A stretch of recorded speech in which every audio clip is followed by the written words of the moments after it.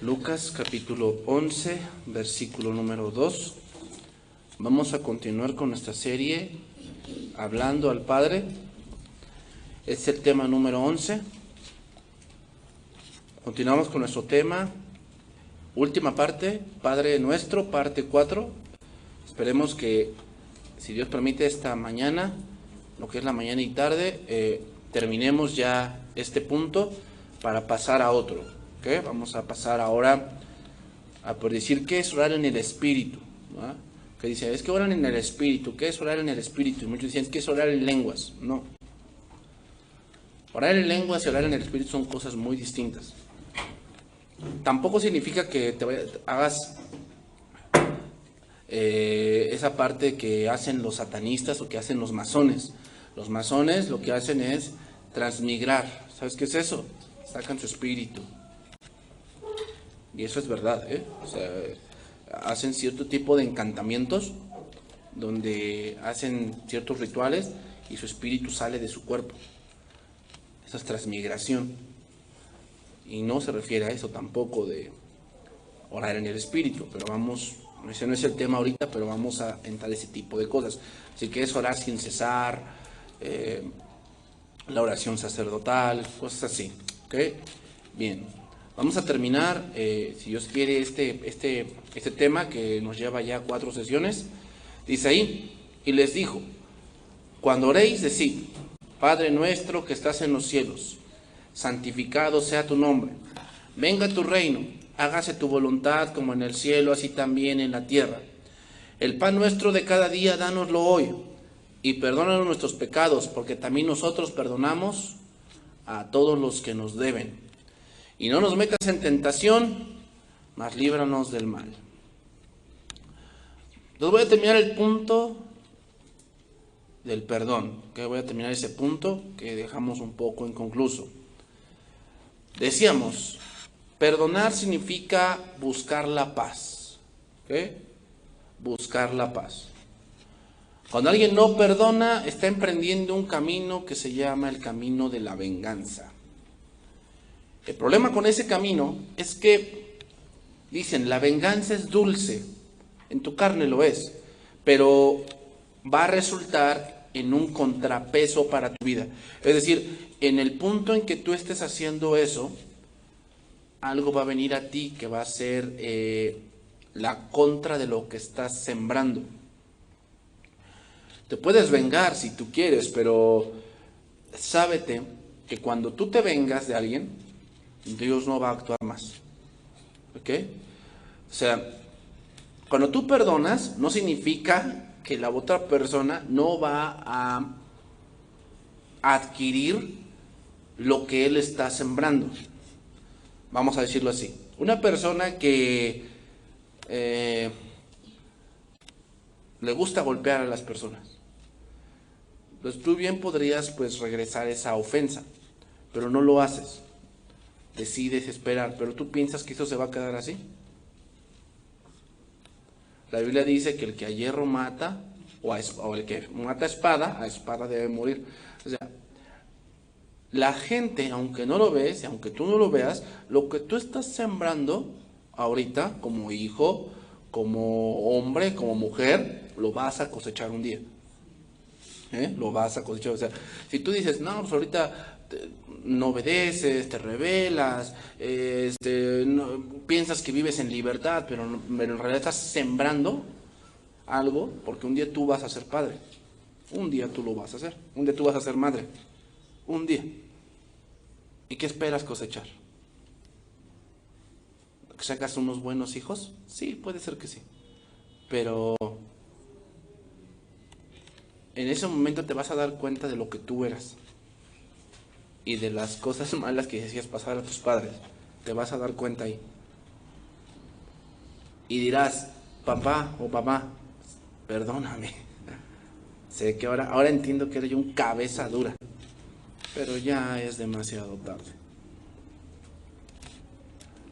Es lo que no nos ponemos a pensar.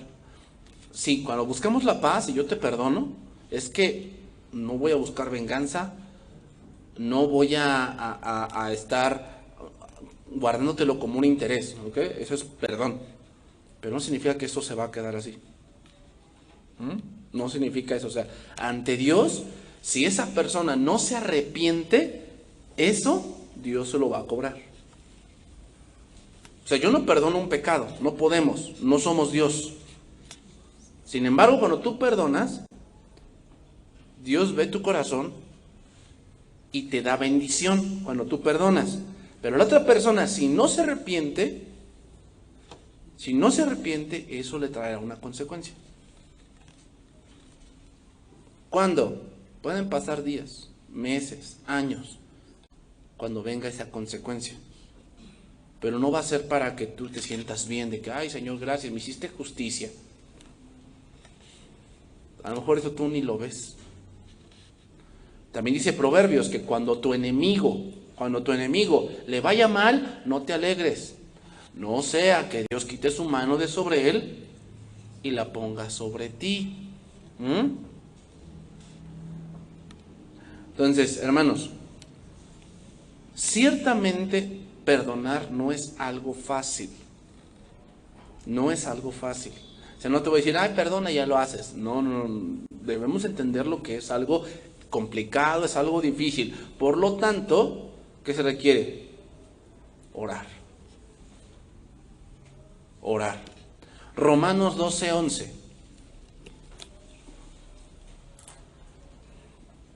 Entonces, como cristianos estamos conscientes de que debemos perdonar, ¿verdad? Estamos conscientes de eso.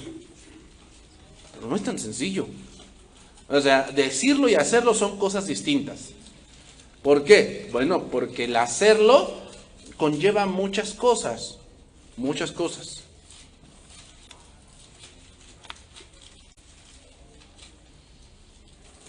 ¿Y sabes qué más? Cuando en verdad tienes tú el poder, o sea, tienes el poder para destruir. O sea, imagínate que tú seas alguien importante, o imagínate que tú eres de la policía y te enteras que a tu hijo o a tu esposa pues, le hicieron esto, una injusticia. ¿Tú tienes el poder para qué? Para arreglar cuentas, ¿o no? Todo eso, imagínate, o sea, perdonar significa que no vas a usar ese poder para hacerle un mal. Fíjate hasta dónde llegamos. No es tan sencillo. Dice ahí, versículo 11, Romanos 12:11. En lo que requiere diligencia, no perezosos. ¿Qué requiere diligencia, joven? ¿Qué piensas que requiere tu diligencia? Pues tu escuela requiere diligencia. Si diligencia significa atención. ¿Será que la escuela requiere tu atención? Que si estás estudiando, no es para que andes holgazaneando ahí. En serio, o sea, no. Te mandaron a la escuela a estudiar. Por lo menos que debes hacer es sacar una buena nota. Y no es para que te feliciten, ese es tu trabajo. ¿O acaso tú felicitas a tu mamá cuando te da de comer? De que, ay mami, felicidades, me diste de comer hoy. Y muchos hijos piensan que merecen, saqué 10, merezco un Play. Si eso te mandan a estudiar, ¿o no?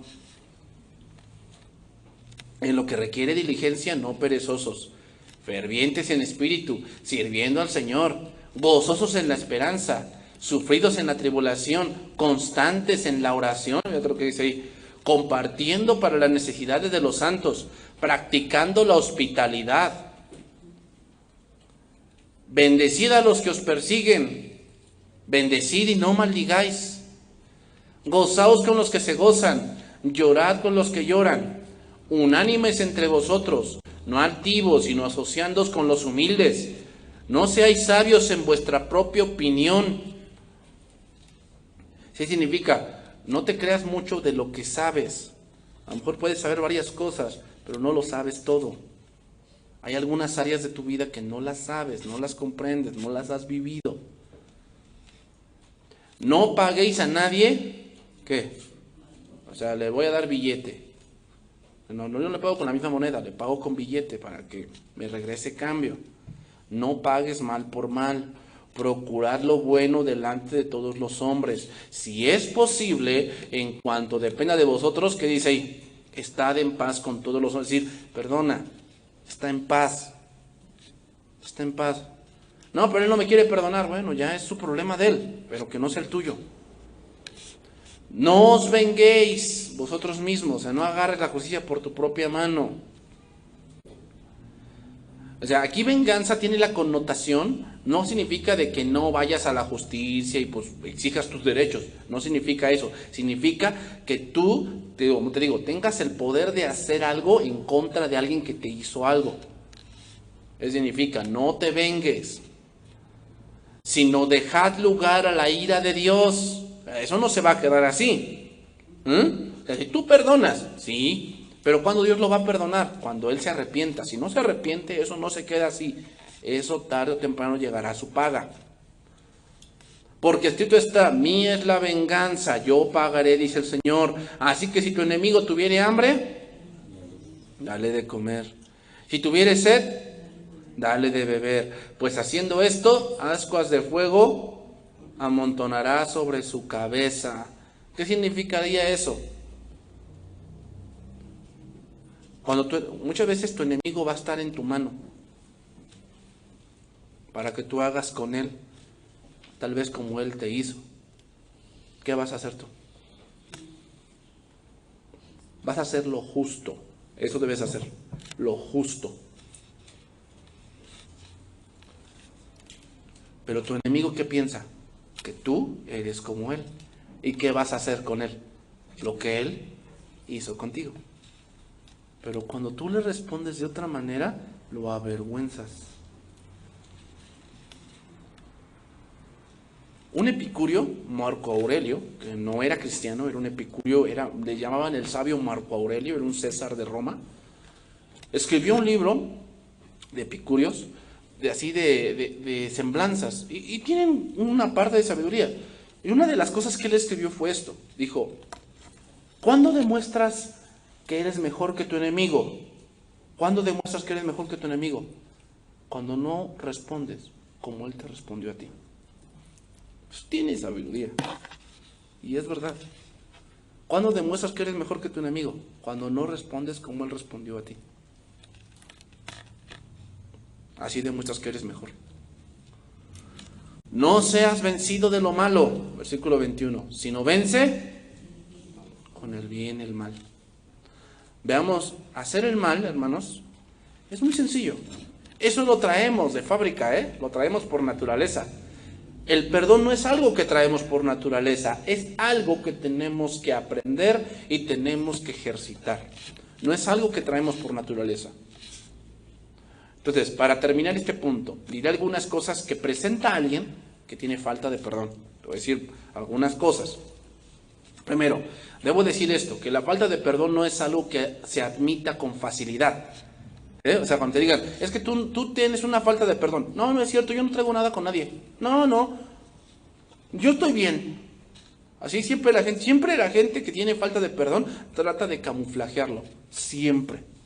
No, yo no tengo nada con nadie. No. Si vieron, no, yo con todo me llevo bien. Pero el verdadero problema, hermanos, radica en el corazón.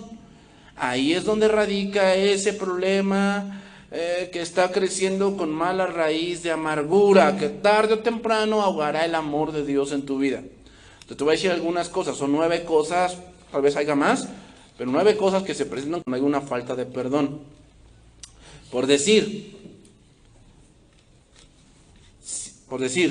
siempre cuando tiene una falta de perdón, cuando ve a esa persona se enoja. De repente se enoja. O sea, está bien. Llega esa persona con la que tiene falta de perdón y se enoja. Ahora ya cambió de actitud. Ahora ya se quiere ir. Ya no quiere estar. ¿Por qué? Ay, es como que ya me harté, ya no quiero estar aquí. No, la realidad es que llegó esa persona que te cae gorda y que no la quiere soltar.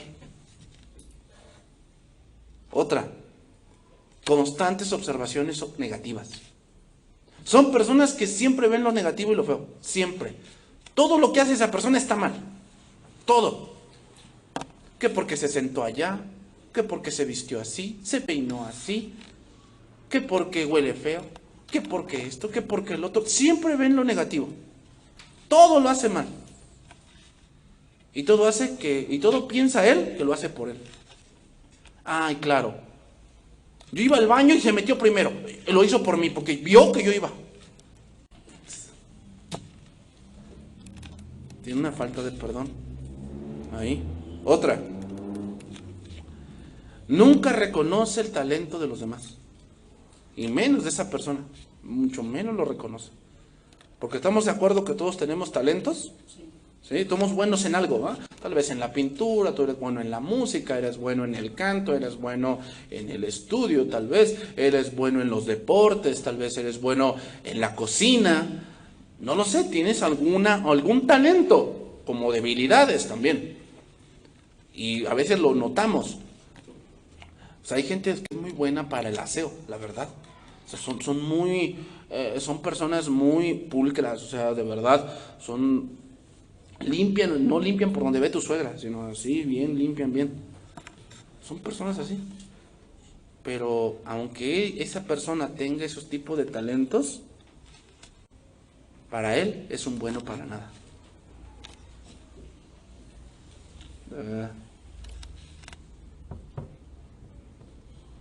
Otro punto de que alguien que tiene falta de perdón, egoísmo.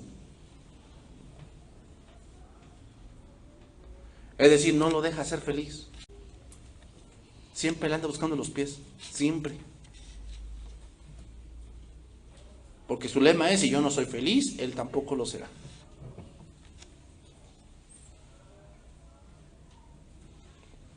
Y eso puede ocurrir hasta entre esposos, ¿eh?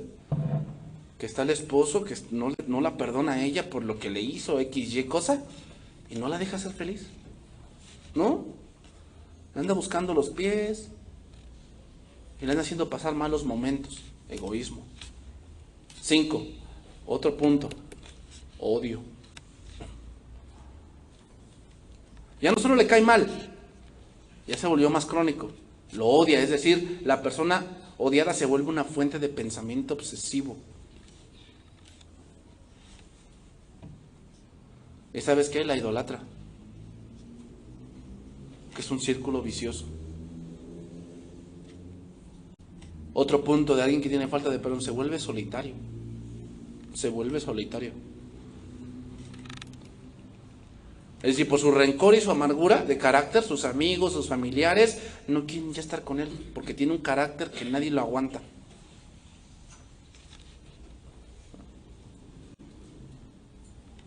Es una persona muy negativa. Muy negativa.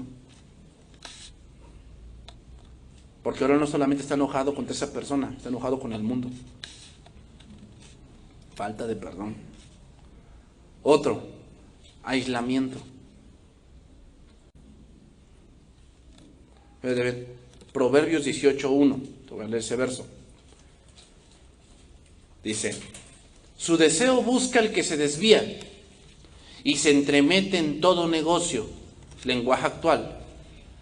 El que es egoísta solo piensa en sí mismo y no acepta ningún consejo. Aislamiento. Traducción viviente. La gente poco amistosa solo se preocupa de sí misma. Se opone al sentido común. Como, oye, no hagas eso. ¿No ves que te estás destruyendo? ¿Tú quién eres? Ni mi madre me manda. ¿Tú quién eres para decirme? Cállate. Aislamiento. Tú ves que ese tipo de personas con los que más se juntan son con los que tienes vicios como él. La amargura, hermanos, lleva a menudo a una persona a aislarse. Y solamente su dolor aumenta cuando está rodeado de personas que tienen el mismo problema que él. ¿Qué? Falta de perdón. Algunos con sus padres, otros con un amigo, otros con un amor pasado, otros con su esposo, otros con su esposa, pero él no va a quitarse ese dolor, el dolor aumenta. Otro, pesadez y depresión. Ya vamos a cosas más crónicas. Pregunta, ¿quién se está haciendo daño con la falta de perdón? Él. Si tienes una falta de perdón, tú mismo te estás haciendo daño. Aquí no dañas a otros, te dañas tú. Aquí la persona siente, aquí en la pesadez y depresión, siente que todos quieren su mal. Todos quieren su mal. Que el mundo estaría mejor sin él. Has oído esas frases de que, ay, si yo me muriera el mundo estaría mejor. Que no ha logrado nada en su vida. Soy un bueno para nada, soy una buena para nada. Ay, pobre de mí. Que todos tienen menos él. Tú no has logrado nada, todos tienen menos tú. Todos son hipócritas. Estás entrando en depresión, tal vez, pesadez, te pesa vivir. Esto es un punto ya más crónico y último, enfermedad. Hermanos, las enfermedades serán evitables y normalmente numerosas en las personas amargadas. Pierden el deseo de vivir, empiezan a dejar de comer. Hacen una comida al día nada más. Con eso te estás matando tú mismo. Tú mismo te estás matando. Tú dices que no me da hambre. Pues no, te llenas de amargura. Pues ¿cómo te va a dar hambre? ¿Y sabes qué? Empiezan a entrar a las drogas. Para más o menos alivianar su dolor. Más o menos.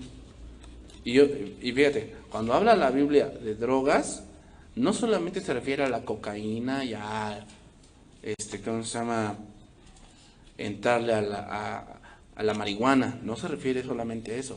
La palabra ahí, cuando dice hechicerías, la palabra griega se refiere a todo, a farmaqueia. Significa que tú ya empiezas a utilizar calmantes para dormir. Porque ya no puedes conciliar. Entonces necesitas pastillas para dormir, porque si no, no duermes. Eso es drogarte. Eso te estás drogando ahí. Cuando requieres tu cigarrito a fuerzas, porque esa es una droga, es nicotina. ¿Requieres eso para vivir? Si requieres eso para vivir, te estás drogando. Aunque digan, no, yo no fumo marihuana, no es necesario. No es necesario.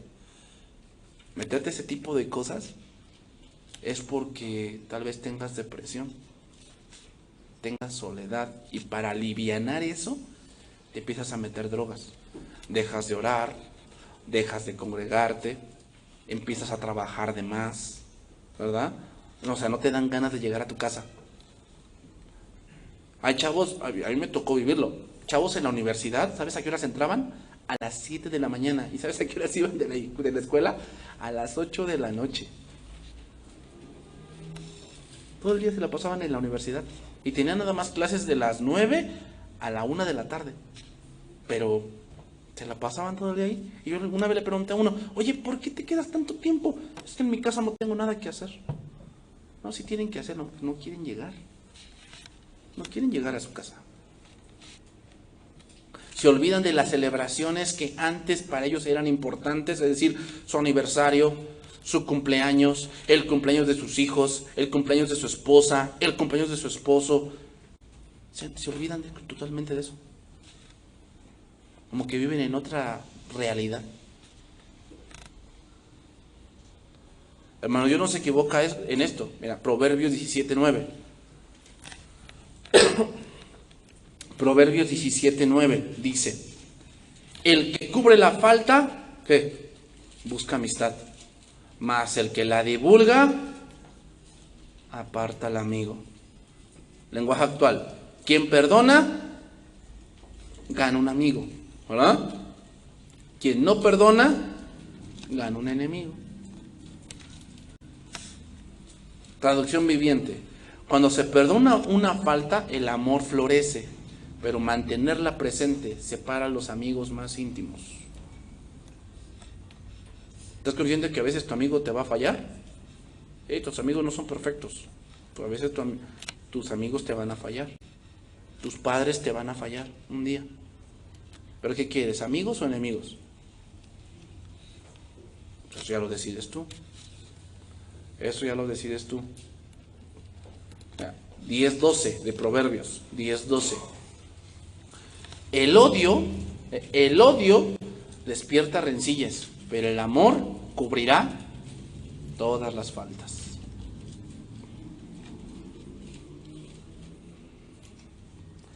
Traducción viviente: el odio provoca peleas, pero el amor cubre las ofensas. Entonces repito nuevamente, con el perdón se busca la paz, hermanos. Se busca no pelear, que haya calma entre nosotros, que no nos andemos viendo feo.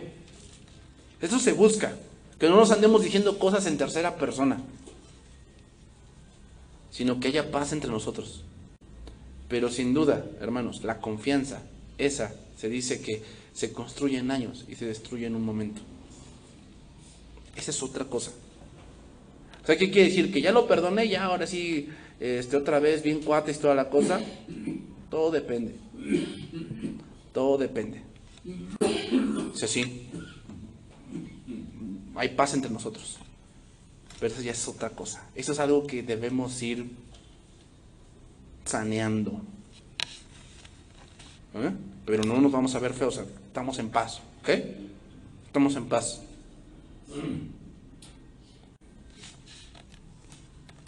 Pero ya la confianza, el compañerismo, eso llevará tiempo. Porque esas son las consecuencias del pecado. Esas son las consecuencias del pecado. Que muchas veces el pecado rompe lazos que hemos creado y que eso lleva tiempo restaurarlo. Que muchos dicen, es que por decir un matrimonio que tuvo un problema fuerte, entonces ya se perdonaron, ya, vuélvanse a juntar. No, espérate, esa es otra cosa. Esa es otra cosa. O sea, ya se perdonaron, sí. ¿Ya llegaron a acuerdos? ¿Se hablan? Sí. Bueno. Entonces, ¿cómo llegar a un punto de confianza? Pues ¿cómo la crearon al principio? ¿Cómo la crearon? Cuando se conocieron, de novios. Pues empezaron a salir, fueron a ciertos lugares, compartieron ciertas cosas, y eso fue creando un lazo de confianza. Eso debe volver a hacerse, y eso lleva tiempo.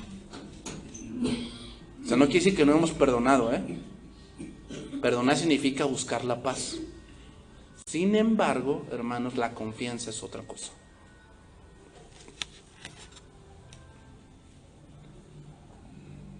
Entonces, sin duda, hermanos, a veces brindamos confianza a personas y a veces no corresponden de esa manera. ¿Debemos perdonar? Sí, pero la confianza se ha roto y debemos trabajar para que eso sea restaurado, pero no debemos vernos como enemigos. Eso es el perdón. No debemos vernos como enemigos, porque el perdón quiere hacer la paz. ¿Ok? O sea, ya que otra cosa y eso, bueno, ya es otra cosa. Pero no eres mi enemigo. No eres mi enemigo. Y si esa persona que te hizo mal tiene hambre, ¿qué? Dale de comer. Y si tiene sed, dale de beber. O sea, no busca su mal, porque lo has perdonado. Entonces continuamos. Lucas 11:4. Lucas 11:4.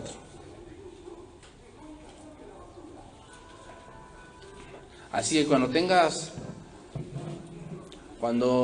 te hablen de una persona y algo dentro de ti como que hierva, ten cuidado. Tal vez es una falta de perdón, que no estás perdonando algo y tú te engañas a ti mismo que sí. No, yo ya lo perdoné, pero si sientes aquí dentro como que algo te hierve, no es verdad. No es verdad. Te estás engañando.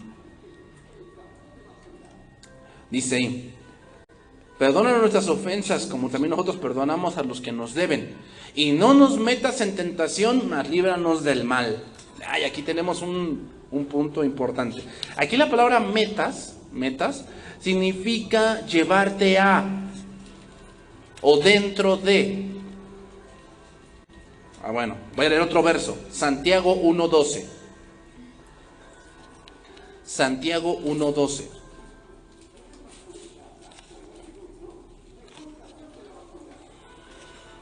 Santiago 1:12.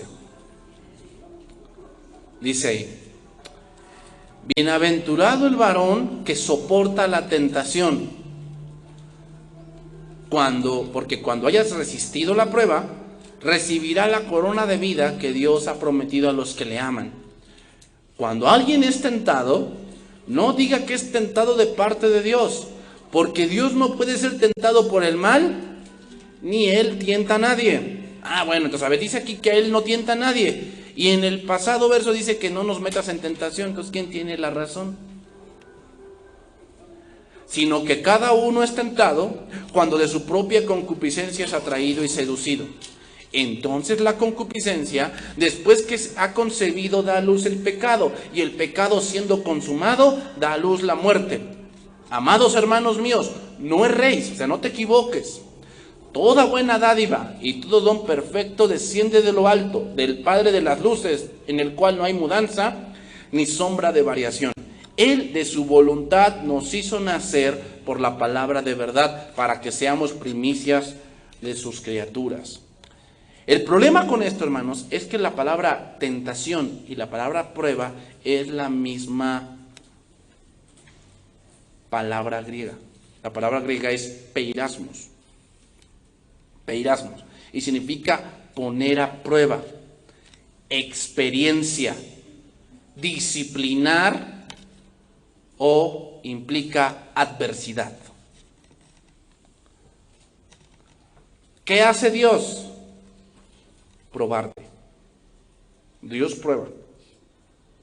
Entonces, ¿cuál es la diferencia entre una tentación y una prueba? Que la tentación siempre te va a llevar a pecar. El problema es, hermanos, que tenemos el mal en nuestros corazones. Entonces, te lo voy a explicar así. Dios de alguna manera te prueba. ¿Qué? Te prueba. Queriendo hacerte un bien, que madures. Pero tu mente terrenal quiere razonar las cosas que están ocurriendo. Y allí es donde viene el pensamiento de concupiscencia, donde pensamos que Dios es malo y no yo. A ver, supongamos que tu debilidad sean los pasteles, ¿no? Supongamos que a lo mejor tú no tienes problemas con eso. Tú ves un pastel allí, pues se ve delicioso, pero no tienes ningún problema. Hay personas que sí, que empiezan a entrar en tiricias, de que hoy me lo tengo que comprar. Uy, debe saber bien sabroso, y hoy me lo tengo que comprar. Bueno, imaginémonos que tú tienes problemas con los pasteles. Obviamente, para que no tengas tentación, las pastelerías deberían dejar de existir. Así ya no tienes tentación, pero eso no va a ser. Estamos conscientes que eso no va a ser, ¿verdad? Las pastelerías no van a dejar de existir. Hasta se multiplican más y luego ponen al lado de tu casa.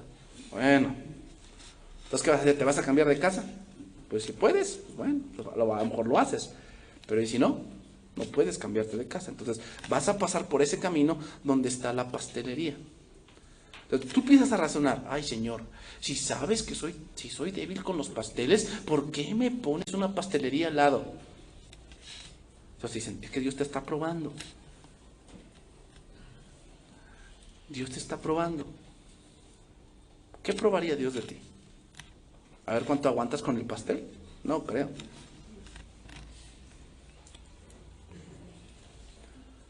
Creo que más bien ahí lo que Dios quiere ejercitar es tu vida de oración, para que tengas dominio propio. El problema no es el pastel, el problema eres tú, que estás consciente de que tienes esa debilidad y no haces nada. Dios no te metió en una tentación, esto lo haces tú con tu pensamiento. Mira, te voy a poner otro ejemplo. En Génesis 2:15, Dios le dice esto: tomó pues Jehová Dios al hombre y lo puso en el huerto de Edén para que lo labrara y lo guardase. Y mandó Dios al hombre diciendo: de todo árbol del huerto podrás comer, mas del árbol de la ciencia del bien y del mal no comerás, porque el día que de él comieres, ciertamente morirás. ¿Tenemos algún problema con eso? Es como cuando el médico te dice, regresando al ejemplo del pastel, te dice, señora, tus triglicéridos están muy altos, deje de comer harinas. Ya no coma harinas. Ay, tú todavía le preguntas, ¿y qué son las harinas, médico? ¿Qué son? Pues deje de comer el pan, ya no coma chantilly, deja el azúcar. No, los pasteles de 3 leches, esos son la muerte, déjelos. Pero ahí vas tú, no, compré el pastel, pero no me lo voy a comer, ¿eh? O sea, lo tengo allí en mi casa, nada más para verlo y ya me lleno y ya. No, tú mismo te pones en ese punto. ¿Tenemos algún problema con lo que Dios dice aquí, que no comas del árbol? Pues creo que ninguno, ¿verdad? Entonces seguimos en el capítulo 3. La mujer respondió a la serpiente, del fruto del árbol de los árboles del huerto podemos comer, pero del fruto del árbol que está en medio del huerto, dijo Dios, no comeréis de él, ni le tocaréis para que no muráis. Entonces la serpiente le dijo a la mujer, no moriréis. Es como, pues ya me dijo el médico que dejé las harinas. Y por allí en el tuyú, en la televisión, en Sabadazo, en Cada Mañana, escuchas a un ignorante, obviamente no es médico, no es nada, te dice, no señora, si la mandaron a hacer esto, usted no lo crea, no, es que esas personas no la dejan vivir. Entonces dices, ay, sí es cierto, entonces no me va a pasar nada si me como el pastel, no me pasa nada. Pregunta, ¿eso fue Dios? Dices tu mente, no pasa nada. O sea, yo creo que no pasa nada. Y si yo creo que no pasa nada, Dios también lo cree que no pasa nada. No te engañes, no erréis. No erréis. A ver, retomo con los jóvenes. Tú dices, bueno, Dios proveyó para que fuera yo a la escuela. ¿Será que Dios a través de tu amigo te dijo que te salaras? ¿Fue Dios el que te dijo que no entraras a clases? ¿Fue Dios el que te dijo eso? ¿O fue tu mente caída? Tu concupiscencia. Una concupiscencia es un deseo desordenado. O sea, no estoy diciendo que como jóvenes no tengas derecho a salir. Sí, pero eso no es el momento. En ese momento es el momento de estudiar. No es para que te vayas de pinta. ¿Te das cuenta cómo todos lo hacemos al revés? O sea, no es momento para que te vayas de pinta. Ese es el momento de estudiar. Ya tendrás momentos para que te vayas de pinta. Sí, para que salgas, vayas a ver una película, vayas a una plaza. Está bien, eso no es malo. Pero cuando tú pones tu deseo por encima de lo que en la realidad es, esa es una concupiscencia que te lleva a algo mal. Entonces la concupiscencia siendo efectuada, la luz que pues te das cuenta de que sacas tus 5. No sé por qué. ¿No sabes? No sabes por qué reprobaste, ¿verdad? No sabes. El maestro es bien malo contigo. Es bien malo contigo, ¿verdad? No sabes por qué pasó. ¿Será que no sabes? Sí lo sabes.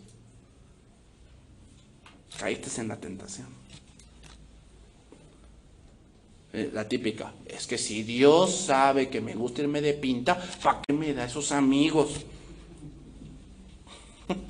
¿Sí? ¿Fue Dios?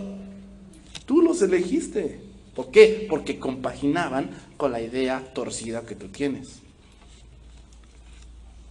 Si Dios sabe que soy bien débil, con los pasteles, ¿para qué me puso esto?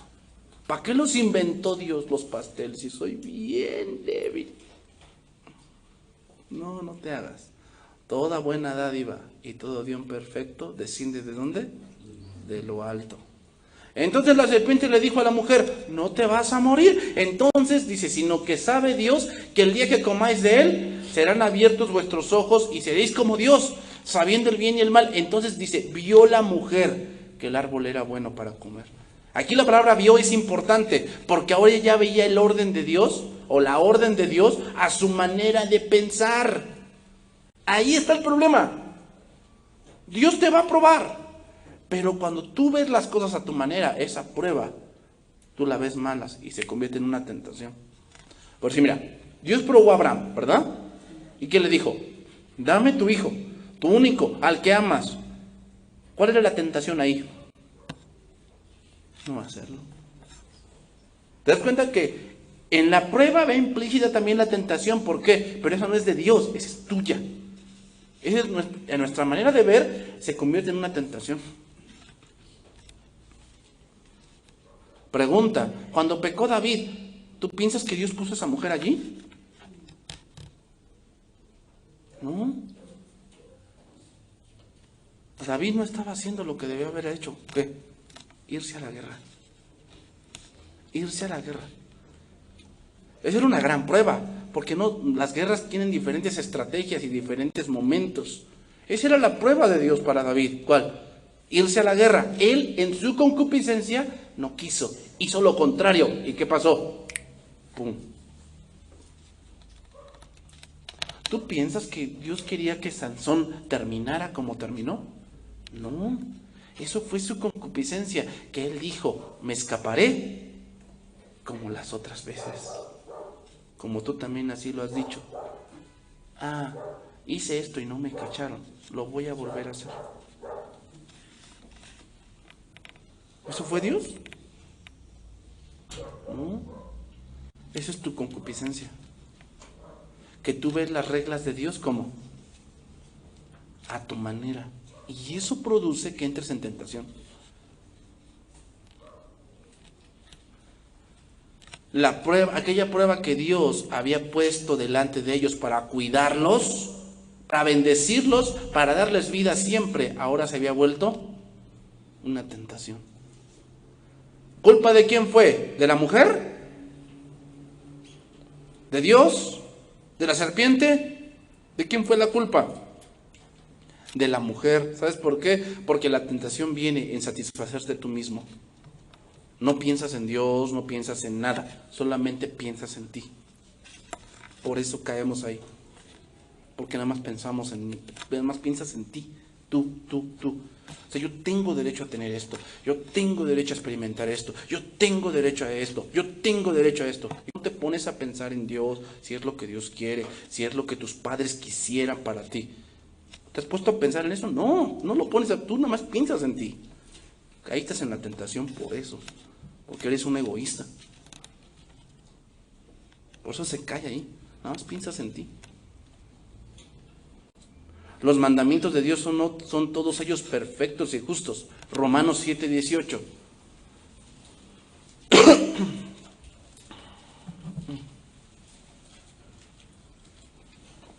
Dice Romanos 7:18. Y yo sé que en mí, esto es, en mi carne, no mora el bien, porque el querer el bien está en mí, pero no el hacerlo.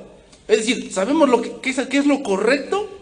Lo sabemos, que sí, sabemos que es lo correcto, pero nos es difícil hacerlo.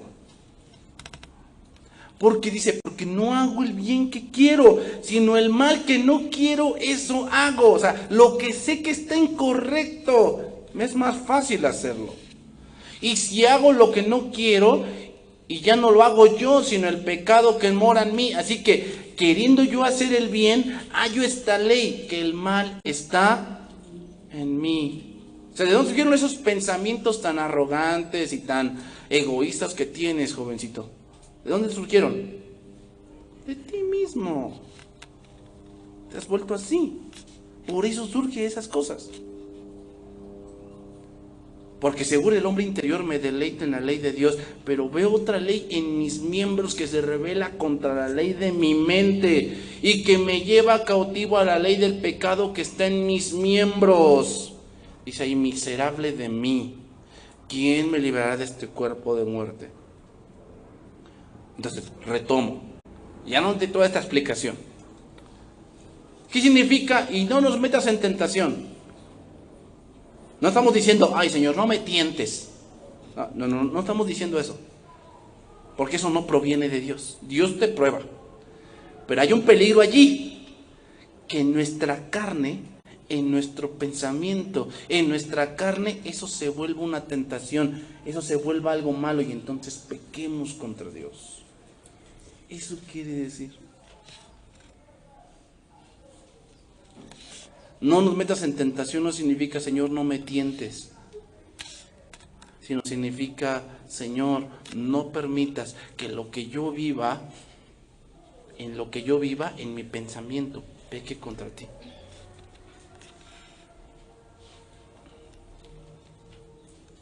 Eso significa, Señor, yo reconozco que el mal está en mí y que hay a veces circunstancias difíciles que yo voy a vivir, pero si no las vivo en ti, voy a pecar contra ti. No lo permitas. O sea, no permitas que me domine mi mente, porque de ahí viene la tentación. No viene de Dios. Dios me va a probar en ciertas circunstancias, pero muchas veces yo en mi humanidad débil empiezo a pensar que Dios es malo y que yo debo ayudar a Dios. O sea, cuando alguien tiene enfermedad, tiene una estrechez, pues obviamente estamos sufriendo y ahí viene el pensamiento, ¿y Dios dónde está? ¿Dónde está Dios? A ver, si Dios fuera real, ¿por qué permitió esto? Esa es tu mente. Esa es una tentación, porque quiere que blasfemes contra Dios. Cuando a veces las cosas que vivimos las hemos provocado nosotros. Tiene cáncer en los pulmones. Pues claro, los cajetillas de cigarros. Pero llega la gente al hospital y, ay Dios, ¿por qué permitiste que le diera cáncer? ¿Es culpa de Dios? ¿Eso es culpa de Dios? ¿Dios te puso la cajetilla? No, eso tú lo provocaste. Y tal vez con eso Dios quiere que te arrepientas. Pero viene el pensamiento de nuestra carne y que dice, no, blasfema contra Dios, porque si Dios fuese bueno, te sanaría. ¿Te das cuenta cómo eso ya se transquiversó? No. Si Dios fuese bueno, ¿por qué me dio esta salamandra de mujer? No. De verdad, Señor, maldita la hora. No, Señor. Bueno, es que tú la elegiste. Sí, pero si Dios sabía cómo era ella, no me hubiera dejado. Ay, ¿es culpa de Dios eso?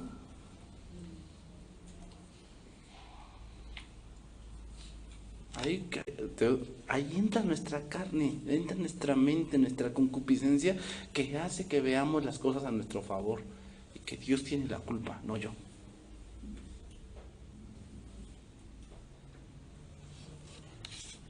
Por eso te voy a leer un versículo, anótalo, Mateo 26:40. Luego vino a sus discípulos y los halló durmiendo. Así están muchos padres, están durmiendo con sus hijos. Cuando les viene, ¿de quién dicen que es la culpa? Pues tú andabas papaloteando, ganando dinero, pensando que aún eres soltera cuando no, ya tienes 2 hijos, 3. Pensando que aún eres soltera y que el café con las amiguitas y todo esto, que no es malo, pero será prudente si ya tienes una responsabilidad. Pero entra la concupiscencia, no, yo tengo derecho porque pues aún soy joven. Eso lo hubieras pensado antes de decidir hacer otra cosa. Lo hubieras pensado, pero como nada más pensabas en ti, pues bueno, no lo pensaste. Y como sigues pensando en ti, pues sigues papaloteando, dejando a los hijos abandonados en la guardería, con la abuelita, con la tía. Y cuando crecen, explota la bomba. ¿Fue culpa de Dios?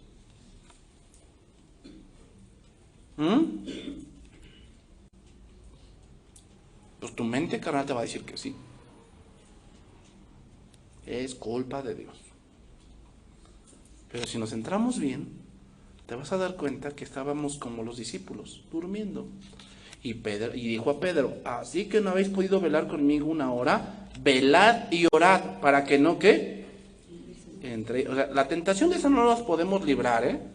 Como te digo, tengo tentación como los pasteles, que las pastelerías desaparezcan. No, eso no va a ser. Pero tienes que velar y orar, ¿para qué? Para no entrar en tentación. Dice, el espíritu a la verdad está dispuesto, pero la carne es débil. O sea, sabemos que sí, que tenemos esa debilidad. Y después Cristo relata 2 parábolas aquí. Voy a ir pasándola rápido porque ya se me acabó el tiempo. Lucas 11:5 dice ahí. Y dijo también, ¿quién de vosotros que tenga un amigo va a él a medianoche y le dice, amigo, préstame 3 panes, porque un amigo mío ha venido de viaje y no tengo que ponerle delante? Y aquí respondió desde adentro, le dice, no me molestes, la puerta ya está cerrada y mis hijos están conmigo en cama, no puedo levantarme y dártelos. Os digo que aunque no se levante a dárselos por ser su amigo, sin embargo por su importunidad se levantará y le dará todo lo que necesite. Esta parábola nos narra un visitante o de un amigo que llegó a medianoche y tal vez viajaba de noche para evitar el sol abrasador. Y llega a la casa de su amigo inesperadamente y no tiene que ponerle delante. Y hermano, era una ofensa no darle de comer a alguien al quien tú hospedabas. Era una ofensa muy grave. Si hay algo, hermanos, que debemos aprender de los judíos, y es que los judíos ayudan mucho entre ellos. Y los judíos por eso son muy ricos. ¿Sabes por qué? Porque una de las cosas que tenemos nosotros los latinos es que somos bien codos. En serio. No compramos plátano por no tirar la cáscara. En verdad. O sea, de verdad, somos muy cerrados contra el prójimo y los judíos no son así. Si ellos ven a su hermano judío que está en estrechez, van y lo ayudan. Y Dios por eso vos bendice mucho. O sea, muchas de las plazas en México, dueños son judíos. Tienen esa parte. Entonces, un judío que hospedaba a otro y no le daba de comer era una gran ofensa. Entonces, obviamente fue y pidió con su amigo, oye, dame pan, ¿no? Necesito darle de comer. Entonces, ¿qué hacer? Ir con el amigo, vecino, para pedirle pan, pero este le responde, no me molestes, ya estoy dormido. Las casas en esos tiempos no eran como ahorita, que tú tienes tu recámara de tus hijos y la tuya está por allá y la cocina está por allá. No, en esos tiempos era un solo cuarto y todos se acomodaban ahí. Se calentaban entre ellos mismos. O sea, no era de que la recámara de las niñas y la recámara de los niños. No, eso no existía. Entonces, obviamente, pararse es que molestar a todos, prender la luz donde se despertarán todos, traer el pan, eso haría ruido y todavía abrir la puerta. Por eso dicen, no me molestes, ya estoy aquí con mis niños. A eso se refiere. Entonces, el amigo al principio lo rechaza. ¿Pero qué? ¿Qué quería enseñar Jesús con esta parábola? Que la persistencia en la oración consigue resultados. Eso quiere enseñar Jesús. Si un amigo humano se conmueve y responde ante la petición constante de su amigo, mucho más se conmoverá el Padre Celestial cuando ve tu necesidad.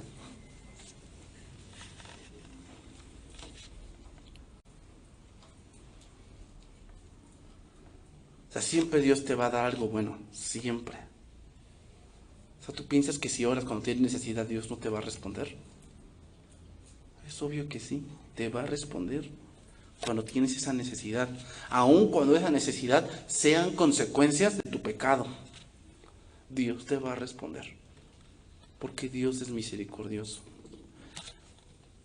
Termino. Lucas 11:9. Y yo digo, pedid y se os dará, buscad y hallaréis, llamad y se os abrirá. ¿Por qué dice esto Cristo? ¿Cuál es el contexto? El Padre Nuestro, santificado sea tu nombre, venga tu reino, hágase tu voluntad. O sea, cuando todo lo quieres hacer para la gloria de Dios, cuando lo que pides es para la gloria de Dios, pide y se te dará. Esa es la condición, ¿eh? No es de que todo lo que pides Dios te lo tiene que dar, no. El contexto es el Padre Nuestro. Padre nuestro que estás en los cielos, santificado sea tu nombre, venga tu reino. O sea, reconoces a Dios como tu Padre, Él está acá, yo estoy acá. Todo lo que Dios es, Él es santo, Él es apartado del mal, todo lo que Él hace está bien hecho. Glorificado sea tu nombre, es decir, todo lo que yo haga, quiero que tú, Señor, lo hagas para gloria de tuya, que tu reino se establezca aquí. Pide y se te dará. Busca y hallarás. O sea, tú piensas, joven, que si tú dices, oye, Señor, ya me cayó el 20, la verdad, de verdad, no quiero ya desperdiciar mi vida. O sea, quiero buscarte. ¿Tú piensas que Dios no vas a hallar a Dios? ¿Que Dios no te va a dar la ayuda para que tú lo hagas? ¿Tú piensas que no? Pues obviamente que sí, Él quiere lo mejor para ti. ¿Tú piensas que si no oras por tus padres, que tal vez están distantes, que a lo mejor estás oyendo que ya se quieren divorciar, tú piensas que si no oras, Dios no te va a responder? Entonces, es que mi mamá, no, para que se salve. ¿Cuántas veces has orado por ella? Para que Dios la traiga. ¿Cuántas veces has orado por ella? Eso es para gloria de Dios, porque sabes que no lo puedes hacer tú. ¿Tú piensas que Dios no te va a responder? Pide y se te dará. Busca y hallarás. Llama y se te abrirá. Porque todo aquel que pide, recibe, y el que busca, halla, y el que llama, se le abrirá. ¿Qué padre de vosotros, si tu hijo te pide pan, le dará una piedra? O sea, cuando tu hijo chiquito te dice, oye papá, se me antoja un barquillito de esos que están rellenos. Si tienes, ¿no se lo compras? Sí, lo amas. Eso no es malo, se lo compras. Papá, quiero un helado. Y si tienes, ¿qué vas a hacer? Se lo compras. Papá, quiero un frutzi. Si tienes, ¿qué vas a hacer? Papá, necesito zapatos. ¿Tú piensas que tu padre no se va a preocupar por comprarte zapatos? Aunque él no se compre, te los compra. ¿Cuánto más? Dice, o si pescado, en lugar de pescado le dará una serpiente. O si pide un huevo, le dará un escorpión. Pues si vosotros, siendo malos, sabéis dar buenas dádivas a vuestros hijos, ¿cuánto más vuestro Padre Celestial dará el Espíritu Santo a los que se lo pidan? Un padre terrenal no le dará a su hijo lo que le hace daño. Muchos más debemos confiar en nuestro Padre Celestial, que nos dará buenos dones. Aquí Espíritu Santo no solamente se refiere a eso, se refiere, o sea, el Espíritu Santo es lo mejor que Dios nos puede dar, porque Él siempre estará contigo. Pero se refiere, hermanos, a que si tú pides, Dios siempre te va a dar lo mejor. Siempre. Siempre te va a dar lo mejor. Eso grábatelo. Si un padre, su hijo le pide pan, le va a dar pan. Entonces, si tú pides a tu padre algo que tú necesitas y que lloras porque tus padres se están divorciando o porque tus hijos están en el mundo, ¿tú piensas que Dios no oye y no te va a responder? Sí, porque Dios sabe dar buenas cosas a sus hijos. Entonces, toda cosa buena proviene de Dios, hermanos. Nunca olvidemos esto. Cuando recibimos o gozamos de cualquier cosa buena, no digamos que tuvimos buena suerte, sino que recibimos bendición de Cristo, porque Él nos bendice más allá de lo que podamos pedir o de lo que podamos entender. Muchas veces Dios no te da lo que pides, te da otras cosas que sí necesitas. ¿Terminamos con este pasaje? Aquí con eso terminamos. Efesios 1:3.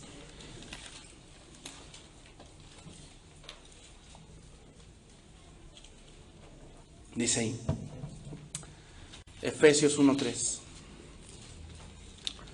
Bendito sea el Dios y Padre de nuestro Señor Jesucristo, que nos bendijo con toda bendición espiritual en los lugares celestiales en Cristo, según nos escogió en Él antes de la fundación del mundo, para que fuésemos santos y sin mancha delante de Él, en amor, habiéndonos predestinado para ser adoptados hijos suyos, para que por medio de Jesucristo, según el puro afecto de su voluntad, para alabanza de la gloria de su gracia, por la cual nos hizo aceptos en el amado, en quien tenemos redención por su sangre, el perdón de pecados según las riquezas de su gracia, que hizo sobreabundar para con nosotros en toda sabiduría e inteligencia, dándonos a conocer el misterio de su voluntad según su beneplácito, el cual se había propuesto en sí mismo, de reunir todas las cosas en Cristo, en la dispensación del cumplimiento de los tiempos. Así que así las que están en los cielos como las que están en la tierra. En él asimismo tuvimos herencia, habiendo sido predestinados conforme al propósito del que hace todas las cosas según el designio de su voluntad, a fin de que seamos para alabanza de su gloria, nosotros los que primeramente esperábamos en Cristo. En él también vosotros, habiendo oído la palabra de verdad, el evangelio de vuestra salvación, y habiendo creído en él, fuisteis sellados con el Espíritu Santo de la promesa, que es las arras de nuestra herencia, hasta la redención de la posesión adquirida para alabanza de su gloria. Una frase que se repite ahí es alabanza. O sea, siempre lo que Dios nos dé es para eso. ¿Para qué? Alabanza de Dios. Si lo que tú tienes no das gracias ni nada de eso, tal vez eso será para tu mal. Pero si reconoces que Dios fue el que te lo dio, será para alabanza de la gloria de Dios. Nos bendijo con toda bendición espiritual, y una de las más grandes bendiciones es el Espíritu Santo, que mora ahora en nuestros corazones, hermanos. Vamos a orar, vamos a terminar.